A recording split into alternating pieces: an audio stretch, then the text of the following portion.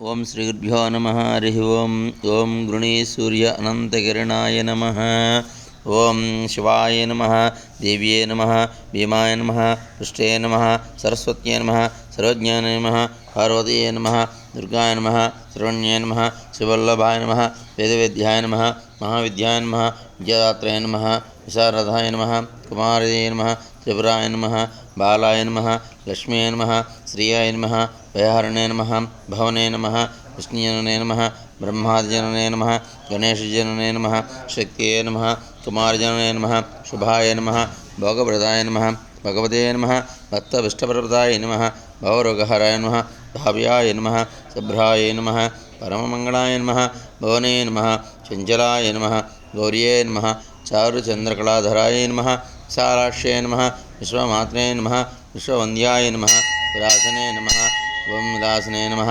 आर्याय नमः कल्याणनिलये नमः रुद्राय नमः कमलासने नमः ओं सुब्रप्रदाय नमः सभाय नमः अनन्ताय नमः ऋतवेनधराय नमः अम्बाय नमः संहारमध्यने नमः मृणाने नमः सर्वमङ्गलाय नमः विष्णुसंसेविताय नमः ओं सिद्धये नमः ब्रह्मण्याय नमः सरसेविताय नमः परमानन्दाय नमः शान्ताय नमो नमः परमानन्दरूपिणे नमः परोपकारनिरताय नमः परमाय नमः भक्तवत्सलाय नमो नमः पूर्णचन्द्राभवरदाय नमः पूर्णचन्द्रभाङ्कुशाय नमो नमः माता नागमाम्बिका देव्ये नमो नमः साक्षात् धूपमाघ्रापयामि धूपं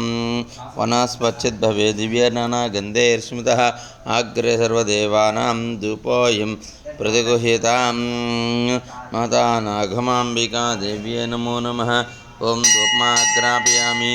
धूपं दर्शयामि धूपं दीपं दर्शयामि धूपदीपानन्तरं बुद्धैराचमनीं समर्पयामि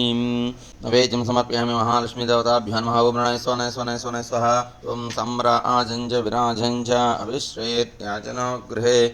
लक्ष्मीराष्ट्रस्य या मुखेतया मासकं सृजामसिः शन्तता श्रीरस्तु समस्तहन्मङ्गलानि भवन्तु नित्यश्रीरस्तु नित्यहन्मङ्गलानि भवन्तो ब्रुवन्तु महन्तो म्नन्तु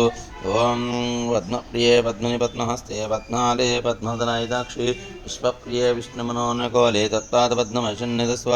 एषा पद्मासनस्त्वविपुलकटितटि पद्मपत्रायिताक्षि गम्भीरा पत्तनाभिस्तनाभरणमिता शुभ्रवस्तोत्रणया लक्ष्मीर्दिव्यैर्गजेन्द्रैर्मणिगणिकचितैः स्थापितामहे मुकुम्बैः